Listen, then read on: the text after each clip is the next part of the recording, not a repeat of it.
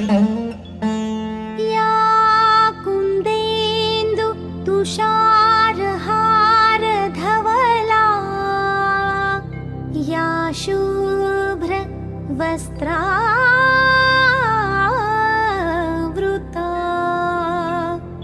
या वीणा वरदण्डमण्डितकरा या श्वेत पद्मासना।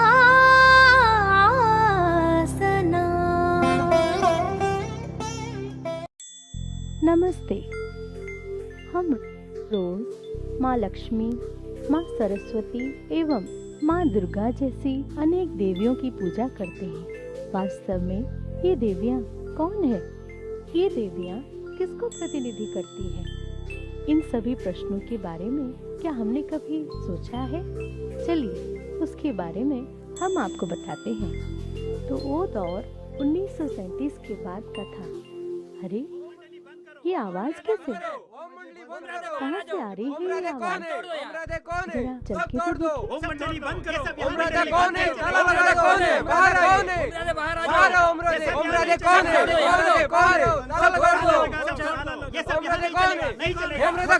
बाहर आइए।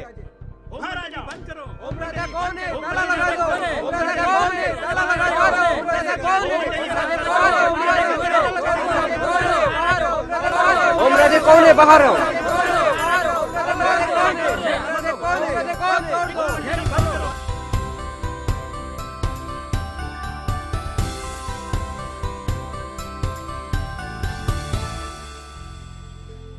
ओम मंडली इस संस्था का प्रारंभ 1937 में हुआ। इस संस्था के आधार स्तंभ थे जगदम्बा सरस्वती, जिनको सभी प्यार से मम्मा कहते थे। उनके ही विरुद्ध लोगों के आक्रोश से ये आवाज, स्त्री हो चाहे पुरुष, बच्चे तथा वृद्ध, सबके लिए मम्मा एक प्रकार से एक सच्ची माँ की महसूसता कराती थी। मम्मा के बारे में जानना है ना हमें, कौन थी ये मम्मा? मम्मा में ऐसी कौन सी विशेषता थी जो वो हम सबकी माँ बन गई? इतनी महान व्यक्तित्व वाली मम्मा को जानने के लिए चलिए हम एक नाटक देखते हैं। इस नाटक के पात्र और संदर्भ बिल्कुल ही यथार्थ है। प्रिय दर्शकों, जो आप सभी ओम मंडली का ड्रामा देखने आए हैं, आप सभी का हार्दिक स्वागत है। अगली घंटी के बाद नाटक शुरू होगा। ओम मंडली गर्व से प्रस्तुत करता है आदि देवी।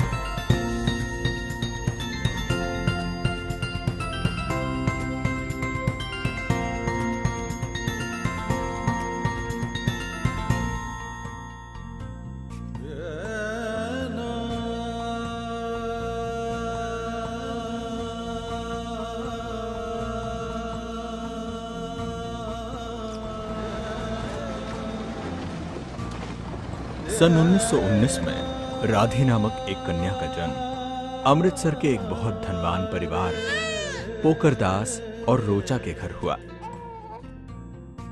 राधे पढ़ाई के साथ साथ संगीत और नृत्य कला में भी निपुण थीं। बड़ों और अपने मित्रों सभी की राधे चहीती थीं। राधे को बाजार के सबसे फैशन वाले कपड़े पहनने का शौक था।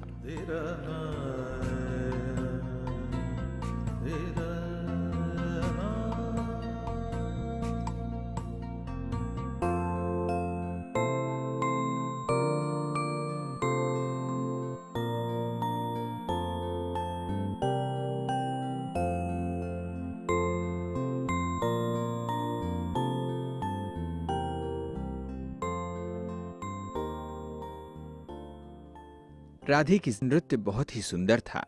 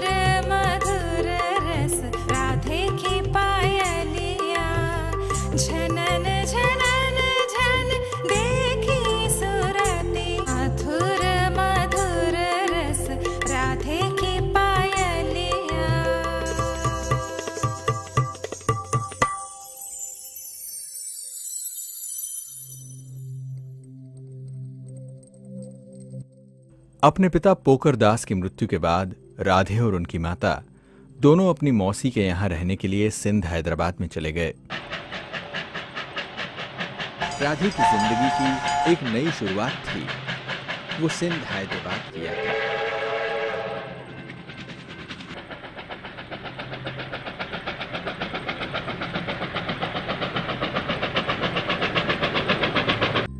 यह सारी घटनाएं सन 1937 के बाद की हैं, जब स्वयं परमात्मा दादा लेखराज, जो एक हीरों के व्यापारी थे, उनके तन का आधार लेकर आध्यात्मिक ज्ञान दे रहे थे।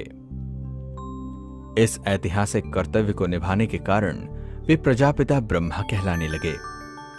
उनके द्वारा स्थापित संस्था का नाम ओम मंडली पड़ा। जब राधे को पता चला कि ओम मंडली में आध्यात्मिक ज्ञान दिया जा रहा है, तब अपनी माताजी के साथ उन्होंने सत्संग जाना शुरू कर दिया। बहुत अच्छा अनुभव हुआ ना? हाँ हाँ, सही में। क्या हुआ? मौसा जी और पापा जी के जाने के बाद आप दोनों तो बहुत दुखी थे। सुबह तो रो रो कर जा रहे थे, अभी इतने खुश कैसे हो? आज हम ओम मंडली सत्संग में गए थे।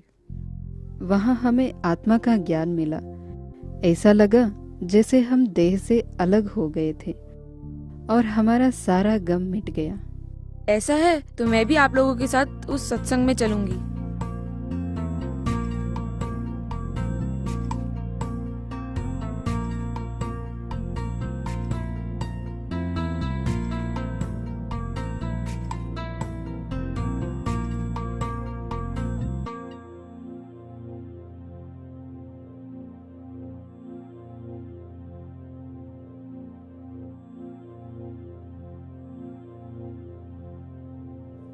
सत्संग में सभी अपने आप को एक आत्मा अनुभव करते हुए ओम ध्वनि का उच्चारण करते थे। जब राधे ओम शब्द का उच्चारण करने लगी, तब अनेकों को दिव्य अनुभूतियां होने लगी। राधे की ये ओम ध्वनि बहुत मशहूर होने लगी। अनेकों लोग वह अनुभव करने वहां आने लगे। इसी कारण से राधे ओम राधे कहलाने लगी।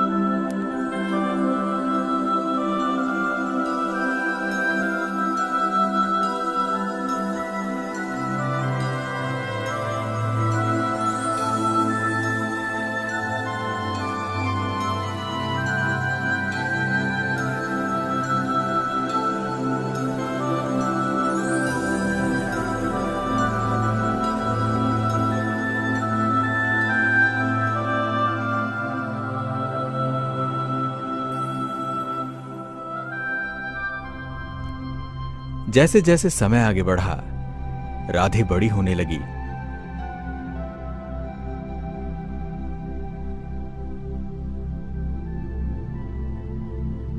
साथ साथ सत्संग भी विस्तार को पाने लगा। 8 माताओं और कन्याओं का एक ट्रस्ट बनाया गया, जिसकी प्रमुख मम्मा बनी। ब्रह्मा बाबा ने ओम मंडली की सारी संपत्ति ट्रस्ट के नाम कर दिया। राधे ने 350 यज्ञवत्सों की देखभाल की जिम्मेदारी ले ली और इसके कारण वो ईश्वरीय यज्ञ की माता बन गई। सभी राधे को, जो इस यज्ञ की माता बन चुकी थी, उन्हें मम्मा कहने लगे। मम्मा गुणों की खान और गुप्त सेवाधारी थीं। मम्मा परमात्मा की याद में शांतिपूर्वक और प्रसन्न अवस्था में रहकर यज्ञ सेवा करती थीं। मम्मा ने ईश्वरीय ज्ञान को गहराई से समझकर सभी बच्चों को सरल भाषा में समझाती थीं। इस तरह मम्मा ज्ञान की देवी सरस्वती बनी।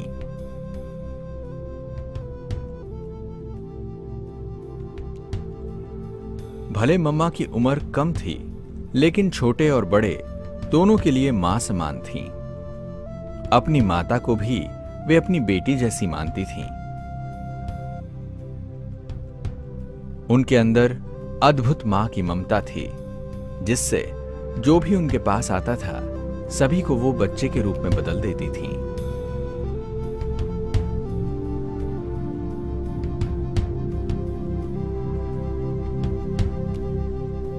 आप सब परमात्मा के बच्चे हैं, जैसे परमात्मा मधुर गुणों का सागर है, आपको भी वैसा ही बनना है। ईश्वर को जानना है तो जरूरी है कि आप खुद को जानो।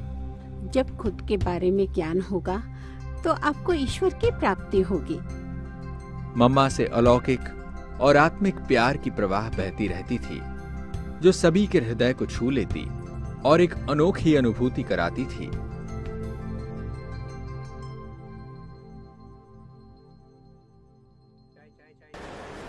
मम्मा, आप वापस कब आ रही हो? मम्मा, आप वापस जल्दी आएंगे ना? जरूर।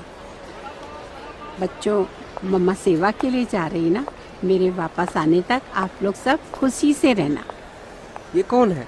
ये इतनी छोटी है, इनको मम्मा क्यों कह रहे हैं? आप मम्मा के नैनों में जरा देखो, उनकी अलौकिक दृष्टि से आपको सब कुछ समझ में आ जाएगा।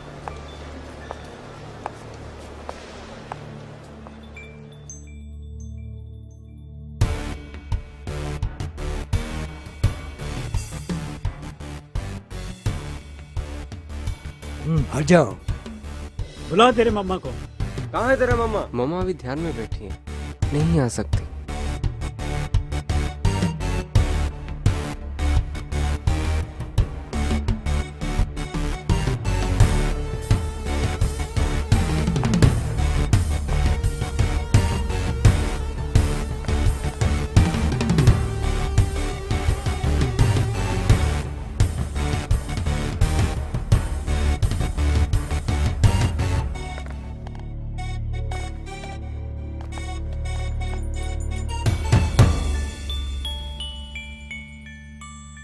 बच्चों, मम्मा से मिलने आए हो क्या? नहीं मम्मा, मम्मा को भगाने के लिए आया, लेकिन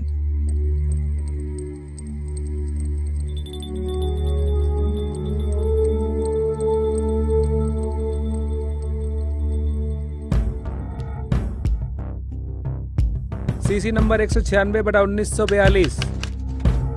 निवेदक एनटी ओम मंडली, मुजरिम दादा लेखराज। पहला गवाह ओम राधे।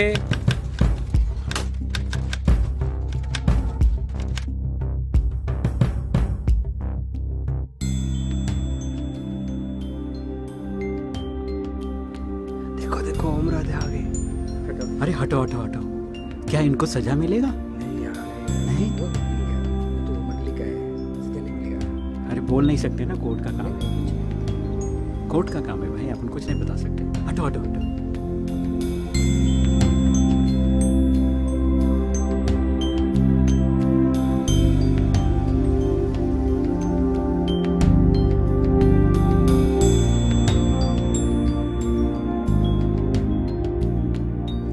भगवत गीता पर हाथ रखकर ईश्वर को सर्वव्यापी मानकर कसम खाओ कि मैं जो कुछ कहूंगी वो सच कहूंगी।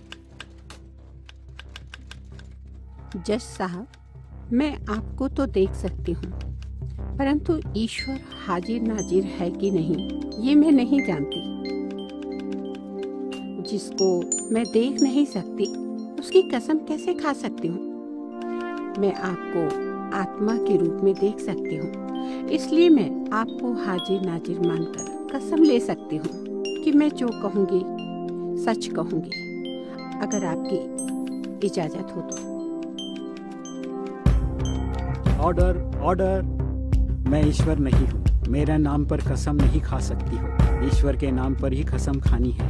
अदालत का नियम कोई भी तोड़ नहीं सकता। जब ईश्वर को सब जगह देख नहीं सकते हैं तो सर्वव्यापी कहकर उनकी झूठी कसम कैसे खाऊं? ये अदालत है, कोई सत्संग नहीं। आप मुझे ज्ञान नहीं सिखाए, यहाँ के नियमों का पालन करना पड़ेगा, नहीं तो आपको सजा हो सकती है। जैसे आप अदालत का उल्लंघन नहीं कर सकते, उसी प्रकार मैं परमात्मा की निंदा नहीं कर सकती। ऐसा कहते हैं कि धर्म की अतिग्लानि होती है तब ईश्वर अवतरित होते, तो फिर कैसे कह सकते हैं कि ईश्वर सब जगह है? परमात्मा स्नेह, ज्ञान और आनंद का सागर है। मनुष्यों में तो 5 विकार होते हैं, तो परमात्मा उनमें कैसे रह सकते हैं? आपका विश्वास जो भी हो, परंतु अदालत का नियम तो पालन करना होगा, उसे कोई टाल नहीं सकता। कोई भी परिस्थिति हो, मैं सच के विरुद्ध नहीं जाऊंगी। मैं आपको समय देता हूँ, सोचकर जवाब देना। मैं सोचकर ही जवाब दे रही हूँ।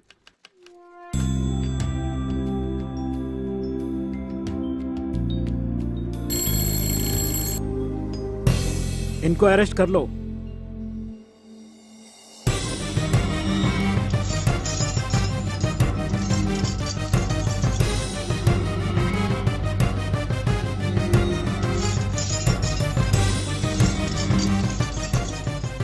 रुको।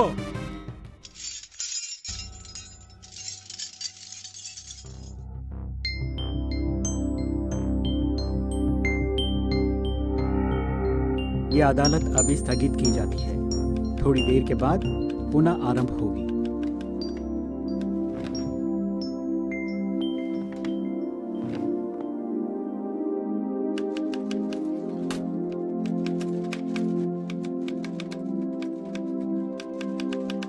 अदालत की कार्रवाई शुरू की जाए।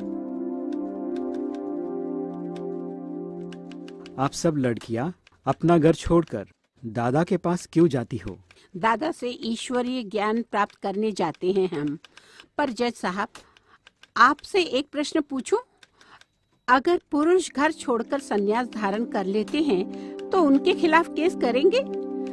तो फिर स्त्रियों से ये प्रश्न क्यों पूछा जाता है? ईश्वर के आगे दोनों बराबर है। जब स्त्री रूहानी ज्ञान प्राप्त कर लेती है तो लोगों को खुश होना चाहिए ना?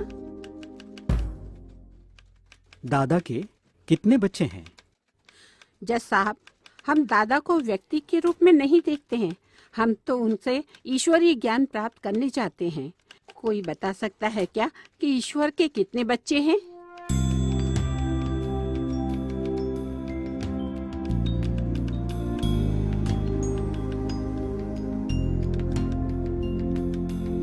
गवाह के बयान के बाद अपराध सिद्ध नहीं होता है, इसीलिए इस केस को यही समाप्त करती है।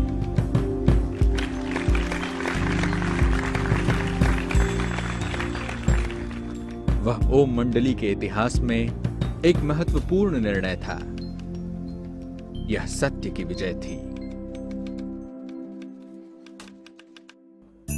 चाहे गांव हो या शहर, मम्मा सड़कों पर चलते चलते भी सभी को ईश्वरीय संदेश देती रहती थीं। साधु सन्यासी, राजनीतिक नेता व राष्ट्रीय नेता सभी मम्मा से ज्ञान सुनकर प्रभावित हो जाते थे। ईश्वरीय संदेश सभी दिशाओं में फैलने लगा।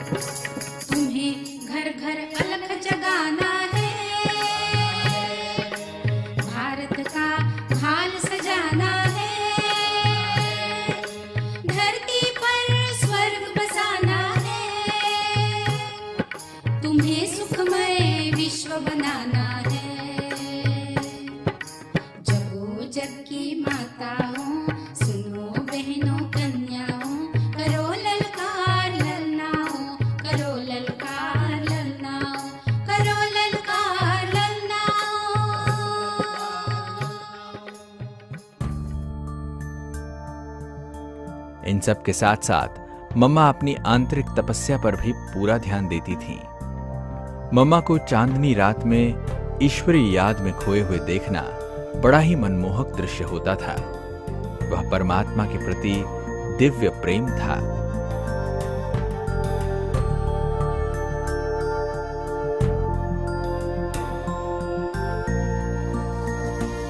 मम्मा की सेवाओं के दिन जल्दी बीत गए। उन्होंने फेफड़े के रोग के कारण 45 वर्ष की आयु में अपने भौतिक शरीर को त्याग दिया।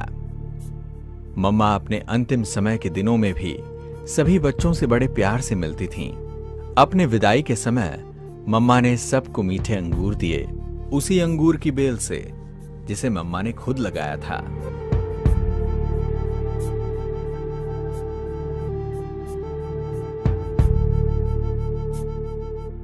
मम्मा सभी के दिलों में आज भी बसी हैं। मम्मा की गुप्त और निस्वार्थ सेवा की आध्यात्मिक चमक आज भी सुंदर चांदनी की तरह चारों ओर फैल रही है।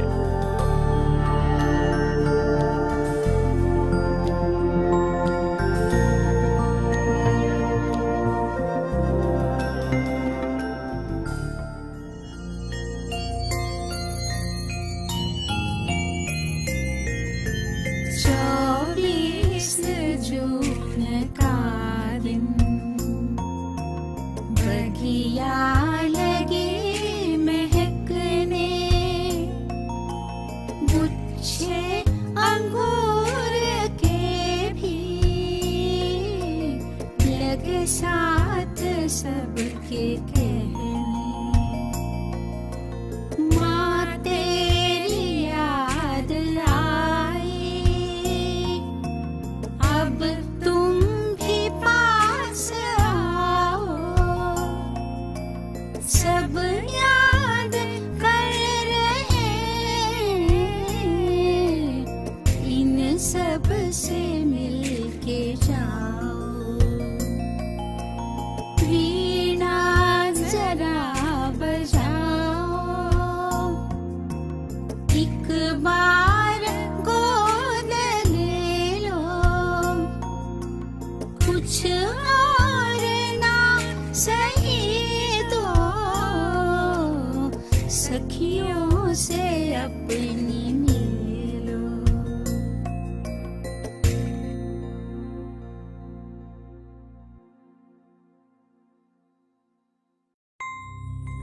ये वही मम्मा है जिनकी पूजा जगदम्बा, लक्ष्मी और सरस्वती के रूप में की जाती है।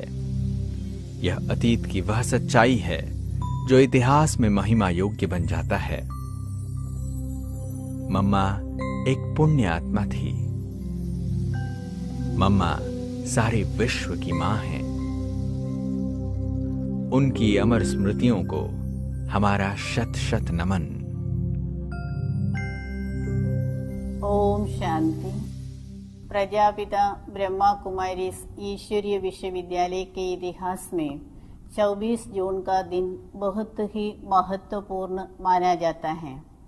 इसी दिन सन 1965 में इस ईश्वरीय विश्वविद्यालय के जो मुख्य प्रशासिका थी मादेश्वरी जगदम्बा सरस्वती, जिन्हें सब प्यार से मम्मा बुलाते थे, उन्होंने अपना भौतिक शरीर त्याग संपूर्णता को प्राप्त किया। आज संसार में सभी मनुष्य नश्वर शरीर और शारीरिक सुखों को ही यथार्थ सुख समझकर उसको प्राप्त करने की भाग दौड़ में अपने सर्व मूल्यों को खो दिया है। इस समय को ही अधर्म का समय कहते हैं। आज चारों ओर आध्यात्मिक ज्ञान का अभाव है, इसलिए स्वयं साक्षात विद्या की देवी सरस्वती इस समय सृष्टि में आत्मज्ञान प्रदान कर खोए हुए सभी मूल्यों को वापस स्थापित कर रही है। एक समय भारत में अनेक देवी देवताएं एक साथ रहते थे। उनकी यादगार में 33 करोड़ देवी देवताएं नमः ऐसा गायन भी है। इन देवियों में सर्वप्रधान देवी विद्या की देवी सरस्वती है। भौतिक विद्या और आध्यात्मिक विद्या दोनों एक सिक्के के दो हिस्से हैं। भौतिक विद्या से हमको भौतिक सुख सुविधा प्राप्त होती है, लेकिन आध्यात्मिक ज्ञान मन बुद्धि को श्रेष्ठ और शक्तिशाली बनाता है और अनेक देवी गुण जीवन में लाते हैं, जिससे हमारा समाज श्रेष्ठ बनता है। पूरे विश्व में विद्या की देवी सरस्वती को कामधेनु, आदि शक्ति, महालक्ष्मी, महाकाली, दुर्गा इत्यादि देवी के रूप में गायन और पूजन करते हैं। इस कर्म क्षेत्र में मम्मा सरस्वती विविध भावों से और विभिन्न रूपों से अपना कर्तव्य निभाकर 24 जून 1965 को इस साकार शरीर को त्याग अविस्मरणीय बन गए। उस समय मात्र 45 वर्ष की ही थी हमारी मम्मा। भक्ति में भी सरस्वती को युवा अवस्था में ही दिखाती हैं। इस छोटी आयु में ही दुनिया को एक नई दिशा प्रदान करती हुई अपने लक्ष्य को प्राप्त किया। मम्मा सदा ही एक जागती ज्योति बन हमारे दिल में अमर रहेंगी।